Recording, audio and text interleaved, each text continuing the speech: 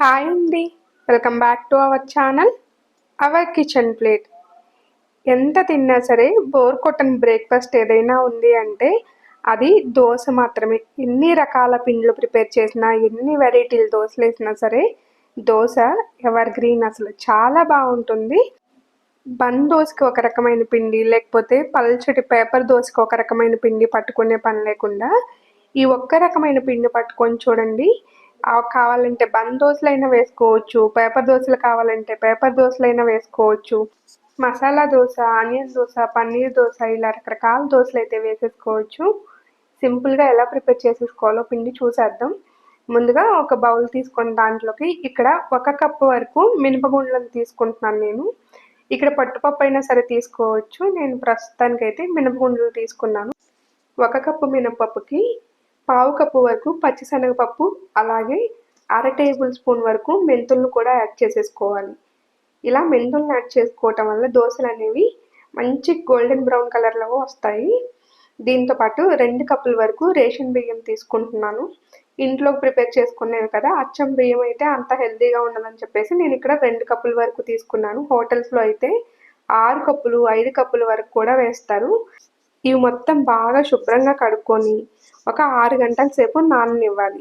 ఇంకా ఆ దోసపిండి ఎప్పుడైతే పడతామో అప్పుడు ఒక అర్ధగంట ముందు ఎంత క్వాంటిటీ అయితే మనం మినపగుండ్లు తీసుకున్నామో అంత క్వాంటిటీ వరకు అన్నం తీసుకోవాలి. ఇక్కడ నేను 1 కప్పు తీసుకున్నాను కాబట్టి మినపగుండ్లు 1 కప్పు వరకు రైస్ తీసుకుంటున్నాను. అటుకులైనా సరే వేసుకోవచ్చు. అటుకుల కంటే కూడా అన్నం వేసి దోసపిండి పట్టామంటే చాలా బాగుంటుంది. ఇదిగోండి, అన్నాన్ని కూడా ఇలా ఒక అర్ధగంట ముందు నానబెట్టేశాను.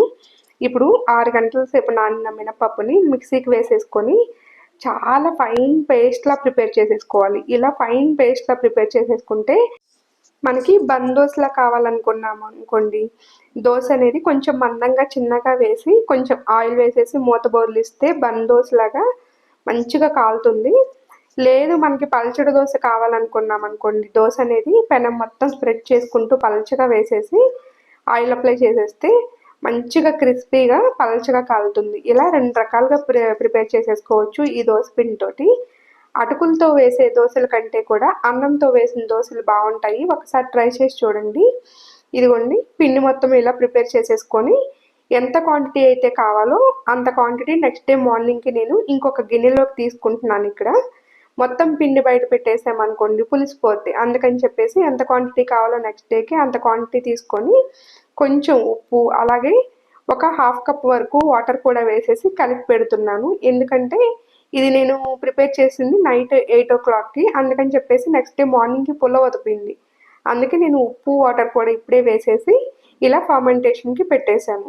ఇలా పెట్టామనుకోండి దోశలు అనేవి మంచిగా క్రిస్పీగా కాలుతాయి. ఇదిగోండి, మిగిలిన పిండి ఫ్రిడ్జ్లో స్టోర్ చేసేసుకుంటున్నాను. ఎయిర్ టైట్ బాక్స్లో పెట్టి స్టోర్ చేసుకుంటే ఒక 3 days వరకు బాగుంటుంది. ఇదిగోండి, నెక్స్ట్ డే మార్నింగ్కి పిండి చూడండి ఎంత క్రీమీగా ఫ్లఫీగా పొంగుందో. ఇలా ఉంటే దోశలు 2 రకాలుగా వేసేసుకోవచ్చు. అయితే పేపర్ దోశ కానీ లేకపోతే బన్ దోశ కానీ. చూసారా బాగా పొంగుంది కదా. ఇప్పుడు చట్నీ ప్రిపేర్ చేసుకోవటం కోసం 7 పచ్చిమిర్చి వేసేసి ఇలా చిన్నగా ముక్కలుగా కట్ చేసేసుకోవాలి. ఇక్కడ పల్లీ చట్నీ అనేది ప్రిపేర్ చేస్తున్నాను నేను. పచ్చిమిర్చి ఒకసారి అలా కలిపేసేసుకొని దాంట్లోకి 2 టేబుల్ స్పూన్స్ వరకు ఆయిల్, పచ్చిమిర్చి ఎక్కువ వేగం ముందే దీంట్లోకి 1 పెద్ద కప్పు వరకు పల్లీలు కూడా వేసేసి పూర్తిగా సిమ్లో పెట్టేసి మంటని దోరగా వేయించేసుకోవాలి. ఇలా దోరగా వేయించినప్పుడు చట్నీ ఒక టేస్ట్ ఉంటుంది, మనం హై ఫ్లేమ్లో లేకపోతే మీడియం ఫ్లేమ్లో పెట్టినప్పుడు ఒక టేస్ట్లో ఉంటుంది.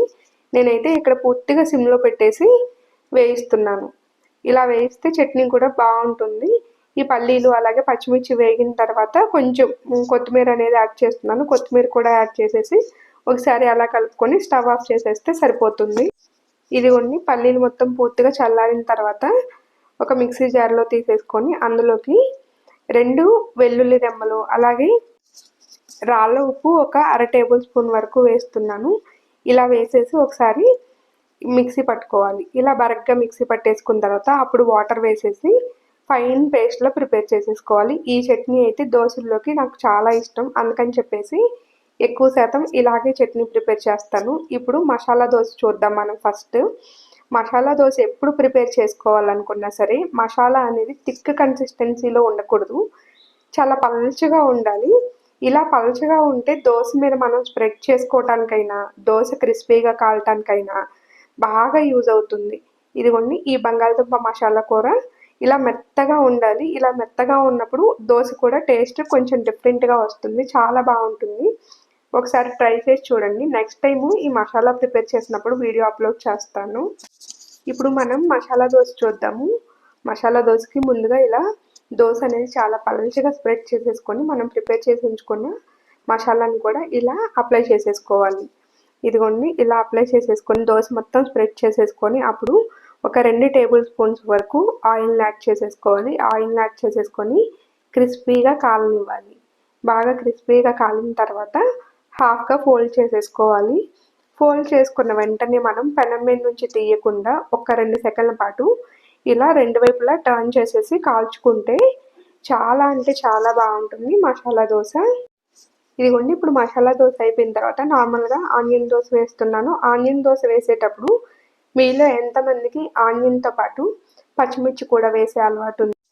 బాగుంటుంది కదా. పచ్చిమిర్చి కూడా సన్నగా చీలికలుగా కట్ చేసేసి యాడ్ చేస్తే ఇదిగోండి పచ్చిమిర్చి కూడా వేసిన తర్వాత ఒక 2 టేబుల్ స్పూన్స్ వరకు ఆయిల్ని యాడ్ చేసేసి దోశ గోల్డెన్ బ్రౌన్ కలర్లో కాలిన తర్వాత ఇప్పుడు ఇంకా రెండో వైపు ఏం టర్న్ చేసే పని లేదు. హాఫ్గా ఫోల్డ్ చేసేసుకొని మళ్ళీ ఒక 2 సెకండ్లు ఇలా కాలనిస్తే దోశ భలే క్రంచీగా వస్తుంది. ఈ స్టైల్లో ఒకసారి పిండి ప్రిపేర్ చేసి చూడండి. దోశలు చాలా బాగుంటాయి. మన ఛానల్ ఎవరైనా మొదటిసారి చూస్తున్నట్లయితే ప్లీజ్ సబ్స్క్రైబ్ చేసుకోండి. Thanks for watching.